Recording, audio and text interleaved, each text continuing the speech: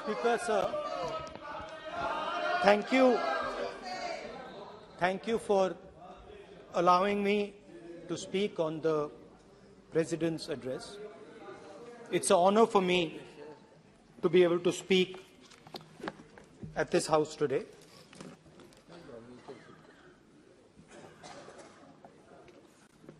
जैसे आप सबको मालूम है, पिछले 4 महीनों में हम भारत जोड़ो यात्रा कन्याकुमारी से लेकर कश्मीर तक हम पैदल चले।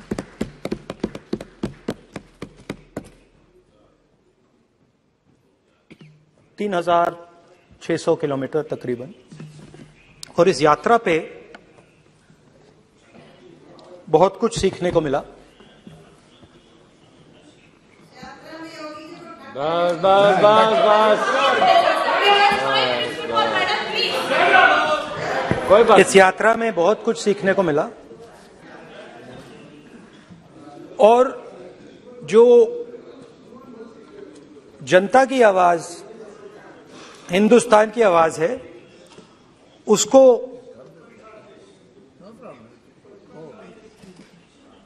गहराई से सुनने का मौका मिला।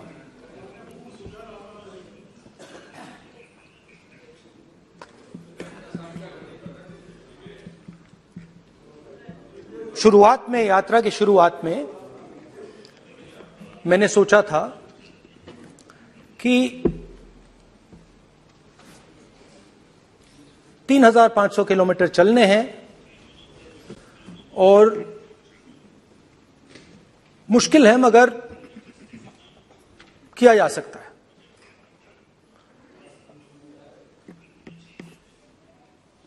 आप भी राजनेता हो, हम भी राजनेता हैं। हाँ, सेवक कह लीजिए। और नॉर्मली आजकल की राजनीति में जो हमारी पुराना ट्रेडिशन था पैदल चलने का, वो आजकल हम सब लोग, हम भी आप भी, उस ट्रेडिशन को शायद भूल गए या उसका हम पालन नहीं करते। मैं भी उसमें शामिल था, आप भी उसमें शामिल हैं। हम सब, कोई गाड़ी में जाता है, कोई हवाई जहाज में जाता है, कोई हेलीकॉप्टर में जाता है, मगर पैदल कम चलते हैं। ठीक है, ठीक है। और जब पैदल चला जाता है, हाँ पैदल जाएंगे, सब जगह पैदल जाएंगे, घबराइए मत। तो जब पैदल चला जाता है, मैं 1 किलोमीटर की बात नहीं कर रहा हूं, 10 की नहीं कर रहा हूं, 25 की नहीं कर रहा हूं, मैं 200-400 किलोमीटर की बात कर रहा हूं। जब 200-400 किलोमीटर चला जाता है तो शरीर पे दबाव पड़ता है, दर्द होता है, मुश्किल आती है। शुरुआत में चलते वक्त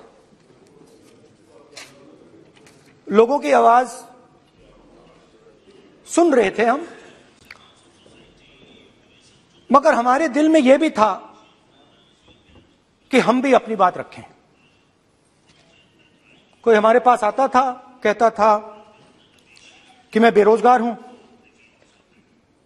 और हमें लगता था कि नहीं, हमें कहना चाहिए कि तुम बेरोजगार क्यों हो, कारण क्या है। उसमें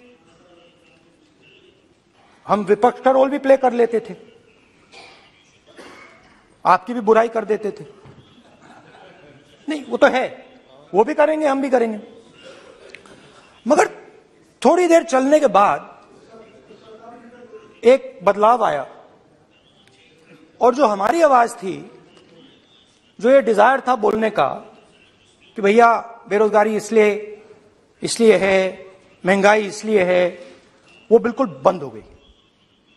कि हमने इतने लोगों से बात की, मतलब हजारों लोगों से बात की, बच्चों से, बुजुर्गों से, महिलाओं से, माताओं से, बहनों से, कि थोड़ी देर बाद ये बिल्कुल आवाज बंद हो गई। और फिर हम गहराई से, और मैं खुल के कह सकता हूं, मैंने तो अपनी जिंदगी में इस प्रकार से कभी पहले सुना ही नहीं था। क्योंकि हम सब में थोड़ा सा अहंकार होता है कि हम ही बता दें, अपनी बात रख दें।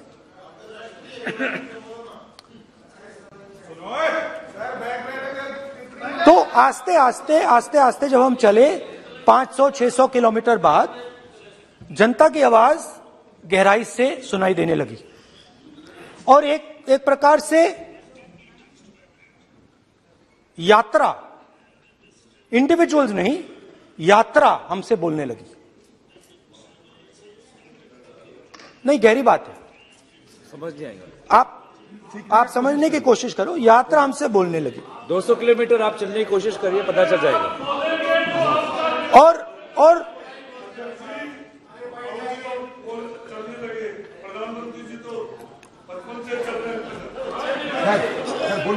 वो चाय बेचने के लिए जाते थे। तो यात्रा बोलने लगी।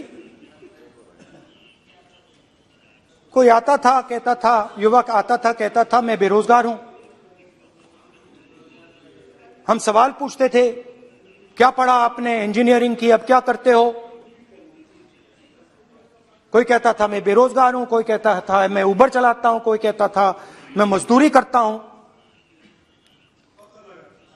किसान आए हजारों।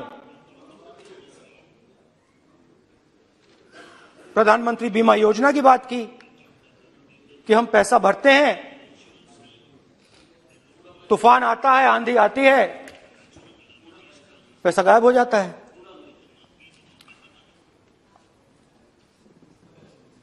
किसानों ने यह भी कहा कि हमारी जमीन छीन ली जाती है, हमें सही रेट नहीं मिलता। जमीन अधिग्रहण बिल जो था वो लागू नहीं होता। आदिवासियों ने कहा, वनवासियों ने नहीं, आदिवासियों ने, कि जो ट्राइबल बिल में हमें दिया जाता था वो आज छीना जा रहा है। तो बहुत सारी चीजें हमको सुनने को मिली। मगर मेन थ्रस्ट, अगर मैं कहूं, मेन थ्रस्ट बेरोजगारी, महंगाई और किसान। उसमें एमएसपी थी, उसमें बीज की समस्या थी, किसान बिल की समस्या थी। अच्छा, अग्निवीर की भी बात की लोगों ने। आपने अभी बोला कि अग्निवीर देश को फायदा पहुंचाएगा। मगर हिंदुस्तान का युवा जो 4 बजे दौड़ता है, आर्मी में भर्ती होने के लिए दौड़ता है, वो आपकी बात से सहमत नहीं है। उनने हमसे कहा कि पहले हमें 15 साल की सर्विस मिलती थी, पेंशन मिलती थी, अब 4 साल के बाद हमें निकाल दिया जाएगा, कुछ नहीं मिलेगा, पेंशन नहीं मिलेगी।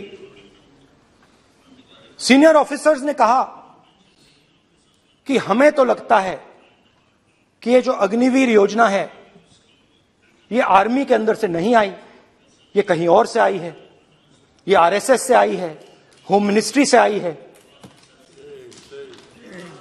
ये सीनियर आर्मी के लोगों ने कहा है, मैं नहीं कह रहा हूं, कि हमें लगता है कि ये आर्मी के ऊपर ये योजना थोपी गई है और ये आर्मी को कमजोर करेगी। आर्मी के जनरल्स ने हमें कहा, जो रिटायर्ड हैं, उन्होंने हमें कहा, राहुल जी, हजारों लोगों को हम हथियार की ट्रेनिंग दे रहे हैं और फिर थोड़ी देर बाद उनको समाज में डाल रहे हैं। बेरोजगारी है,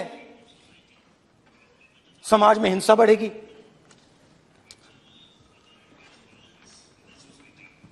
तो तो उनके मन में था कि ये जो अग्निवीर योजना जो है, ये आर्मी के अंदर से नहीं आई है। और मुझे नाम भी बताया कि अजीत डोभाल जी ने ये योजना आर्मी पे थोपी है। क्यों नहीं ले सकते? क्यों नहीं ले सकते? बिल्कुल ले सकते हैं, पार्लियामेंट में थोड़ी है वो। क्यों नहीं ले क्यों नहीं ले सकते? क्या बात कर रहे हैं? सर ये तर्क है, बाद में अडानी के लिए भी यही बोलने वाले हैं, फिर ये तर्क है इनका।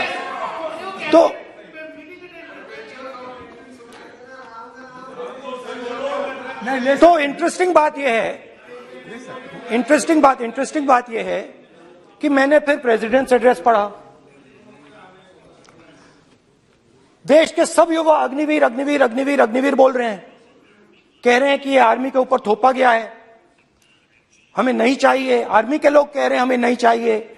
जैसे मैंने कहा, आर्मी को लगता है कि होम मिनिस्ट्री ने इनके ऊपर थोपा है, आरएसएस ने ये उनके ऊपर थोपा है।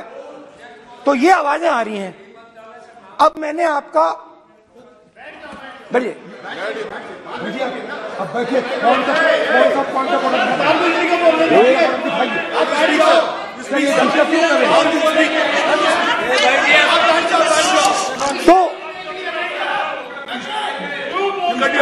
तो एक फर्क, ये थोड़ा पानी ले आओ मैंने पानी। तो मुझे एक फर्क दिखा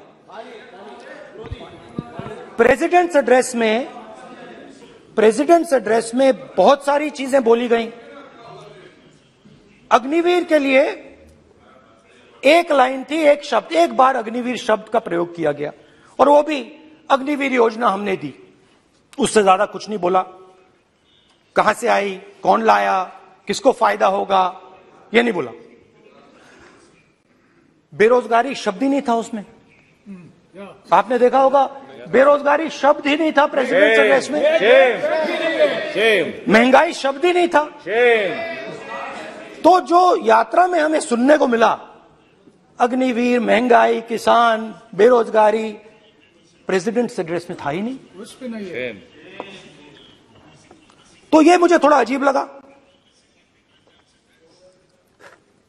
कि जनता कुछ कह रही है और प्रेसिडेंट्स एड्रेस में कुछ और सुनाई दे रहा है। अच्छा, एक और चीज हमें बताई गई, तमिलनाडु से लेकर केरला, महाराष्ट्र, मध्य प्रदेश, सब जगह एक नाम सब जगह हमें सुनने को मिला, अदानी।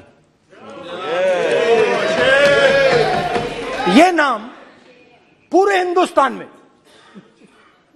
केरल में, तमिलनाडु में, महाराष्ट्र, कर्नाटका, हिमाचल, कश्मीर, सब जगह अदानी अदानी अदानी अदानी अदानी।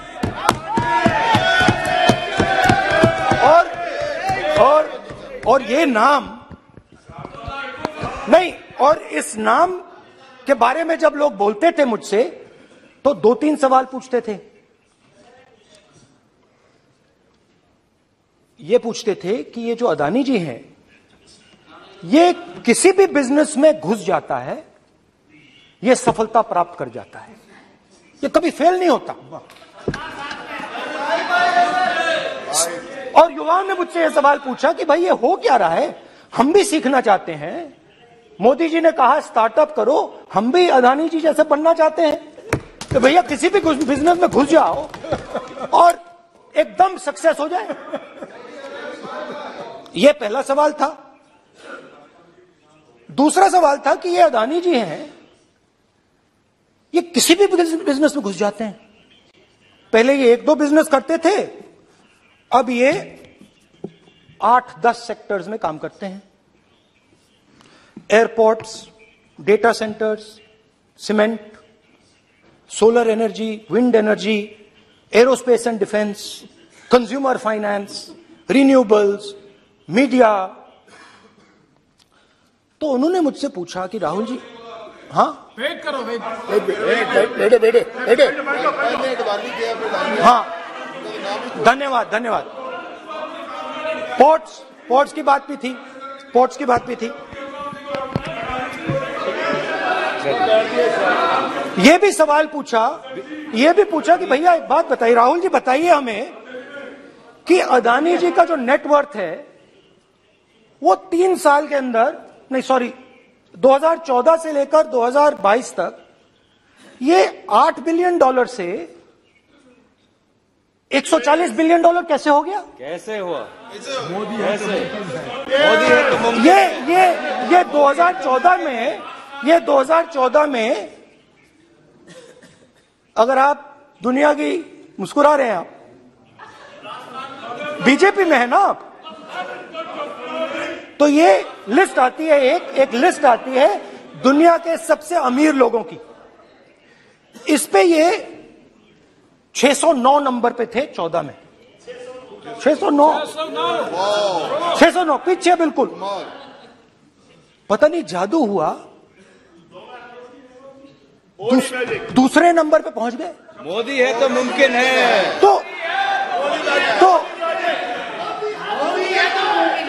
तो मुझसे पूछा यार, बहुत सारे लोगों ने पूछा कि भैया राहुल जी बताइए,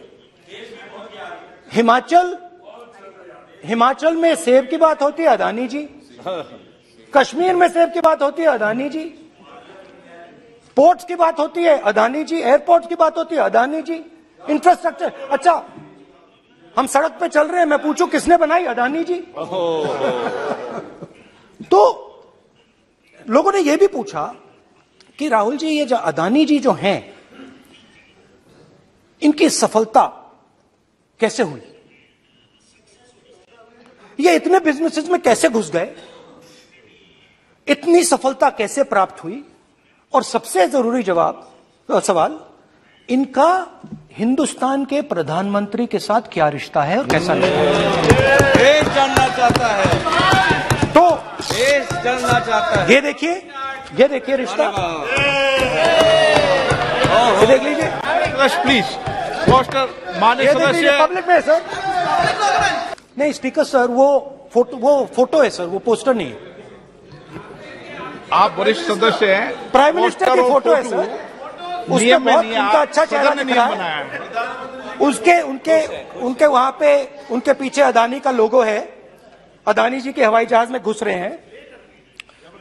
तो मैंने सोचा कि आज के प्रेसिडेंट्स एड्रेस में मैं थोड़ा जो नरेंद्र मोदी जी का और अदानी जी का रिश्ता है उसके बारे में आपको थोड़ा बता देता हूं। प्लीज बताइए। तो वो आप बता देना।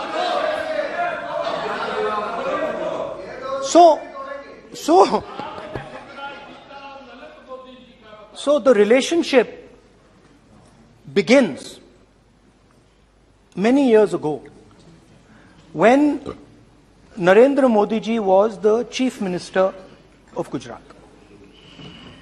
And when most of India's business was asking questions of the Prime Minister, was against the Prime Minister, one man stood shoulder to shoulder with the Prime Minister.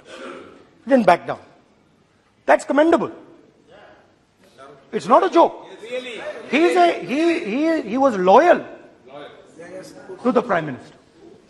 And what did he do?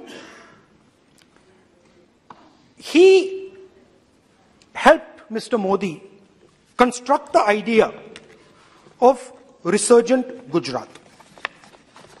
Right? The idea that you bring these businessmen together, and you call it resurgent Gujarat, vibrant Gujarat, they're both. And he was the backbone in setting up that group of people. Okay? And the result of that was tremendous growth of his businesses in Gujarat. Expansion of his businesses. I think then the real magic starts. जब प्रधानमंत्री जी दिल्ली आते हैं और 2014 में असली जादू शुरू होता है। मैंने कहा कि 2014 में वो 609 नंबर पे थे, कुछ ही सालों में वो दूसरे नंबर पे पहुंच गए। कैसे पहुंचे? मैं आपको, बहुत सारी इंडस्ट्रीज में काम करते हैं, मैं आपको 2-3 इंडस्ट्रीज का उदाहरण दे देता हूं। एयरपोर्ट इंडस्ट्री की बात, एयरपोर्ट्स की बात करते हैं।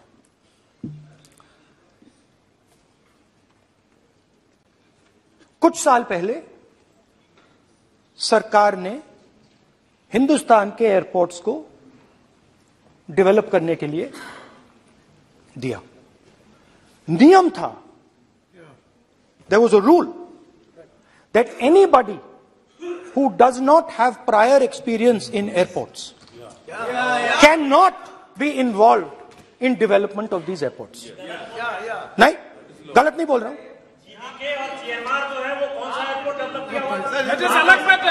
आप बैठ जाइए।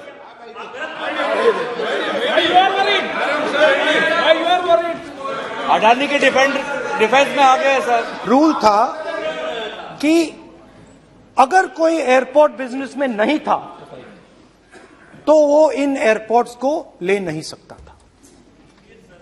इस रूल को हिंदुस्तान की सरकार ने बदला। किसी ने भी बनाया हो रूल था, किसी ने भी बनाया हो रूल था। रूल बनाया किसने बात नहीं है, रूल बदला किसने बात है। रूल बदला गया, किसने किया है?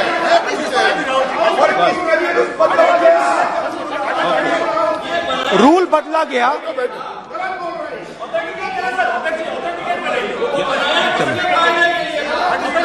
सर पार्लियामेंट्री अफेयर्स करेगा क्या सर? आप पार्लियामेंट्री अफेयर्स मिनिस्टर से रूल को बदला गया। सर बोलने दीजिए। करना चाहिए सर, ऑथेंटिकेट करना चाहिए। चलिए तो ये रूल बदला गया। उस समय मीडिया में इसके बारे में चर्चा हुई थी। रूल बदला गया और अदानी जी को 6 एयरपोर्ट्स दिए गए। उसके बाद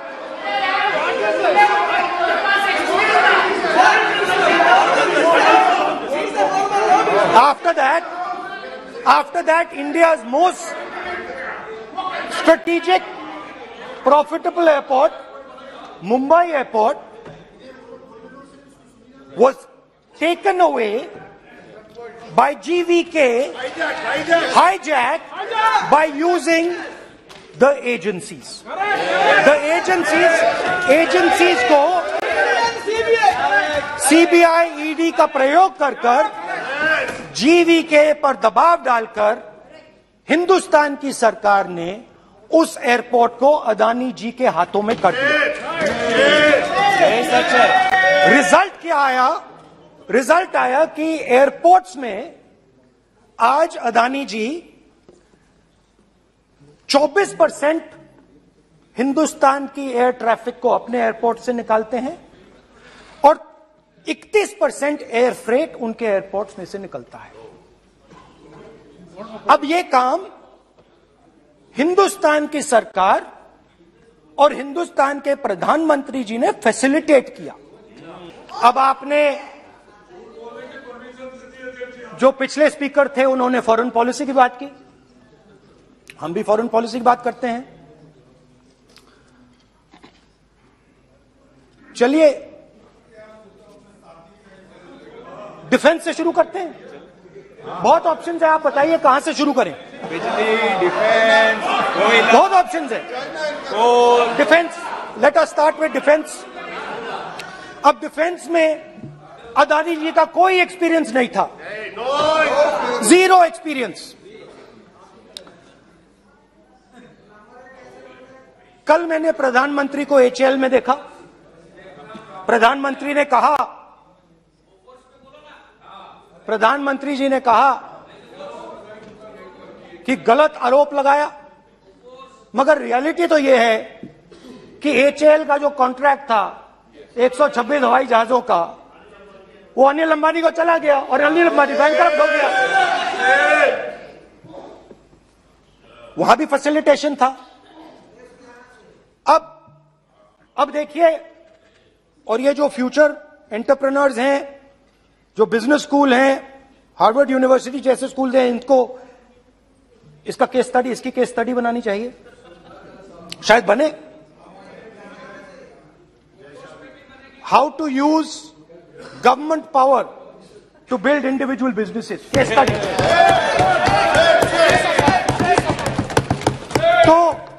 तो अब देखिए, अदानी जी की डिफेंस में इंटरेस्ट देखिए।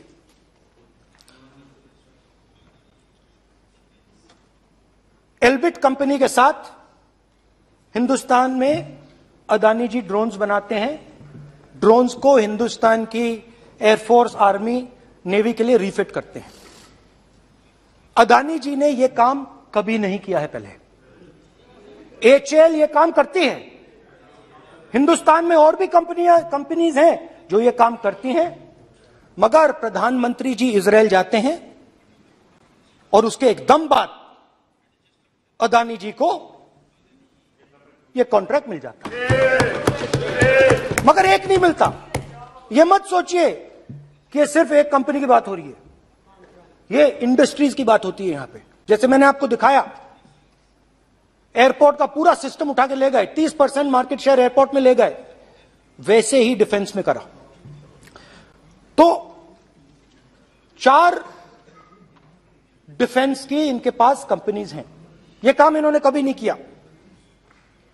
स्मॉल आर्म्स, जिसमें टवॉर है जो हमारी स्पेशल फोर्सेस यूज करती है, आर्मी यूज करती है, जिसमें गलील स्नाइपर राइफल है, ये सब अदानी जी बनाते हैं।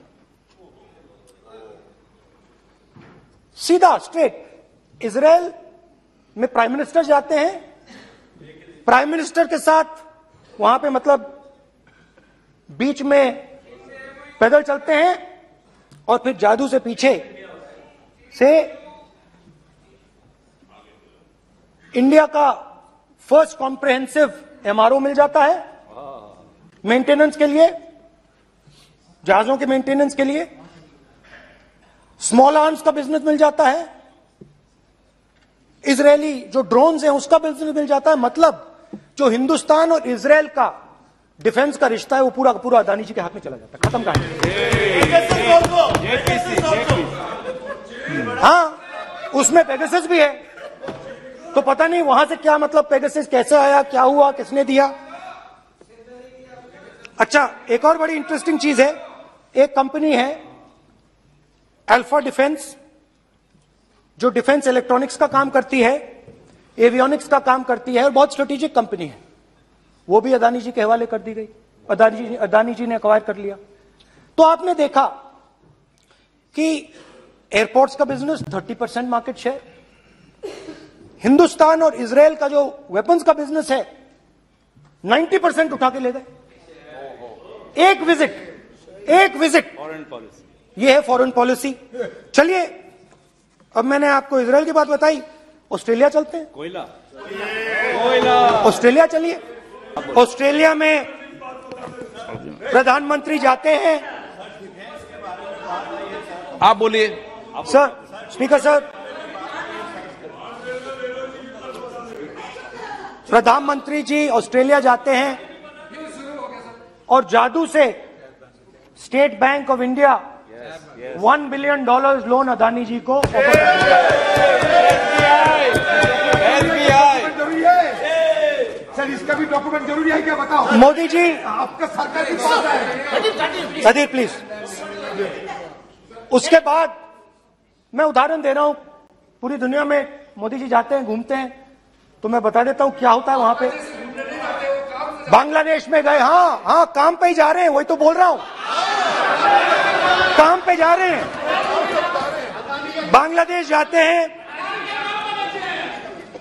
मोदी जी की पहली ट्रिप होती है बांग्लादेश में। वहां पे बांग्लादेश को इलेक्ट्रिसिटी बेचने का डिसीजन लिया जाता है। कुछ ही दिन बाद बांग्लादेश पावर डेवलपमेंट बोर्ड 25 साल का कॉन्ट्रैक्ट अदानी जी के साथ साइन कर देता है। 1500 मेगावाट इलेक्ट्रिसिटी का कॉन्ट्रैक्ट अदानी जी। दोस्ती चलिए वहां से श्रीलंका चलते हैं।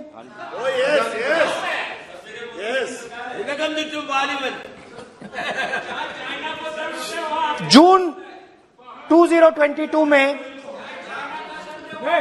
Chairman of Sri Lanka's Ceylon Electricity Board, MMC Fernando, informed a parliamentary committee in Sri Lanka in open hearing that he was told by President Rajapaksa that PM Modi pressured him to give the wind power project directly to Mr. Adani.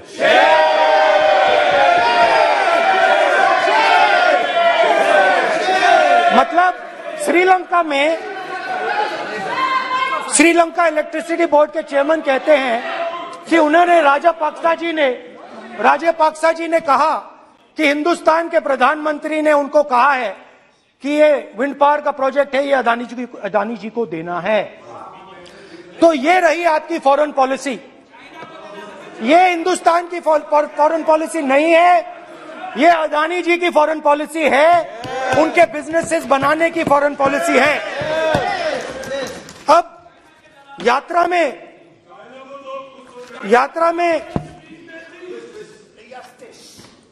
में मुझसे 2-3 और सवाल पूछे गए।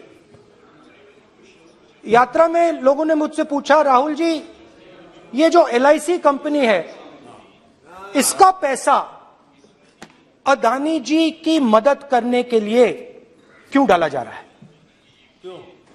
उन्होंने यह भी पूछा कि अदानी जी के जो शेयर्स हैं बड़े वोलेटाइल हैं, उसमें LIC का पैसा क्यों डाला जा रहा है? तो मेरा कहना है कि एक सेकंड, मेरा कहना है कि अदानी जी की मदद प्रधानमंत्री जी और हिंदुस्तान की सरकार कैसे करती है? हजारों करोड़ रुपए हिंदुस्तान के public sector banks Adani ji को मिलता है। 27,000 करोड़ रुपए SBI, PNB 7,000 crore, bank of Baroda 5,500 crore, ये मैं लिस्ट चलती जाएगी। LIC का एक्सपोजर 36,000 करोड़ रुपए, 3 crore SBI and other PSU bank holders. So money is going to Mr. Adani and to finance.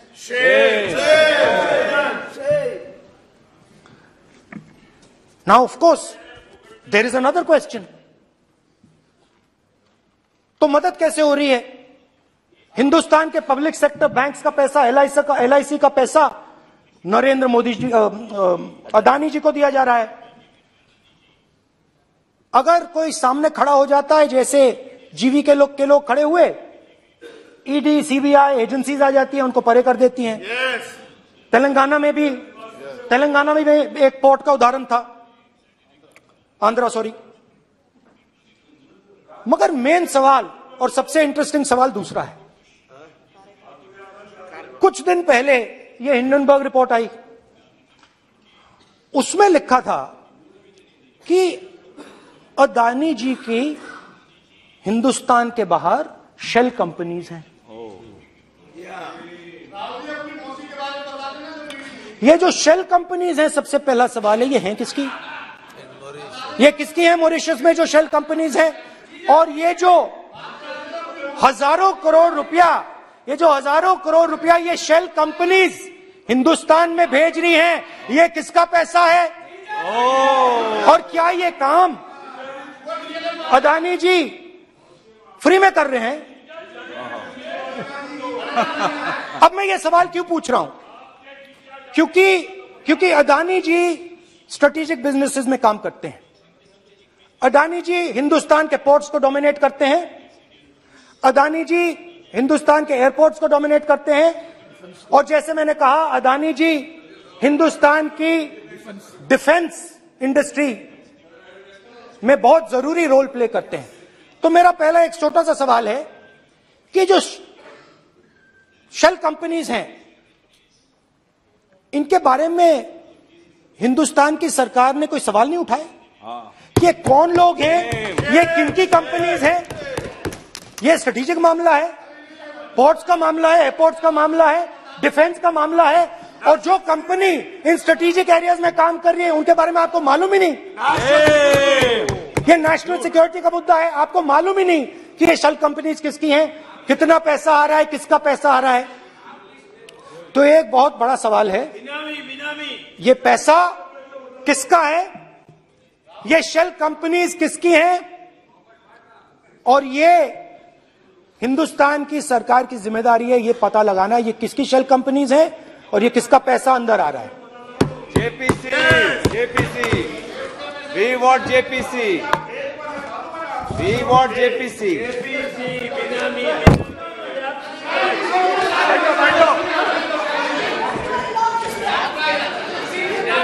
अच्छा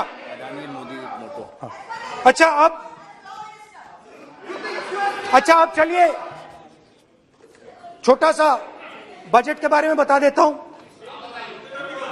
2022 में अदानी जी अनाउंस करते हैं कि वो $50 बिलियन इन्वेस्ट करेंगे to build the world's largest green hydrogen ecosystem. और इस बजट में बीजेपी की सरकार निर्मला सीतारमण जी कहती हैं हम ग्रीन हाइड्रोजन के लिए बहुत ह्यूज इंसेंटिव्स देंगे, 19,700 करोड़ रुपए हम ग्रीन हाइड्रोजन के लिए देंगे, मतलब अदानी जी को देंगे। जुगलबंदी बजट में अदानी जी के लिए 50 नए airport, coastal shipping, horticulture, grain storage, ये सब काम आप कर रहे हैं। तो मेरे सिर्फ कल प्रधानमंत्री जी आज कल भाषण देंगे, मेरे उनसे 2-3 छोटे से सवाल हैं। मेरा प्रधानमंत्री जी से 2-3 सवाल हैं।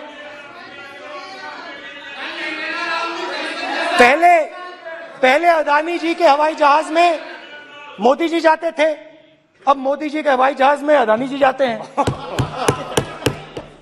पहले लोकल मामला था, फिर नेशनल मामला हो गया, उसके बाद इंटरनेशनल मामला हो गया। अदानी जी के लिए बोरिस जॉनसन का बेटा काम करता है, आपको पता नहीं मालूम है या नहीं मालूम? भाई सॉरी, नहीं बेटा भी, भाई काम करता है।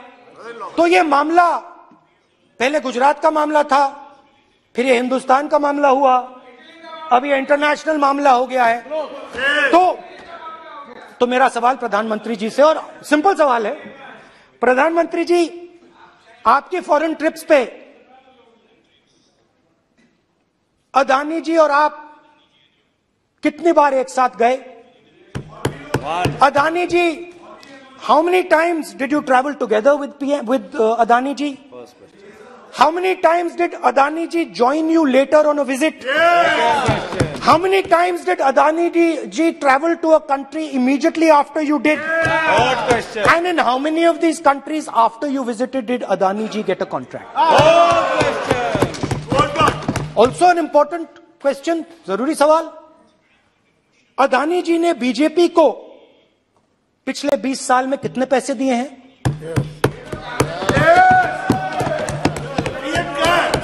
इलेक्टोरल बॉन्ड्स में कितना पैसा दिया है? मैंने आज वो जो युवाओं ने मुझसे सवाल पूछा था कि अदानी जी की इतनी बिजनेस एक्यूमेंट कहां से आई, इतने अलग अलग सेक्टर्स में अदानी जी ने कैसे सक्सेस प्राप्त की, अदानी जी के बारे में पूरी दुनिया को स्टडी करनी चाहिए, हार्वर्ड यूनिवर्सिटी को स्टडी करनी चाहिए कि पॉलिटिक्स के बीच में और बिजनेस के बीच में कैसा रिश्ता होता है। India is a case study and prime minister Narendra Modi should be given a gold medal in this. Now बहुत अच्छी तरह बीजेपी के जो पिछले स्पीकर थे उन्होंने मेरे भाषण को इंकैप्सुलेट किया मेरे लिए बहुत अच्छी तरह। आपने जो मैं सोच रहा था आपने उससे और भी अच्छी तरीके से बोल दिया। Coming together is a beginning, Adani और keeping together is progress, working together is success. Adani ji and Narendra Modi ji, thank you.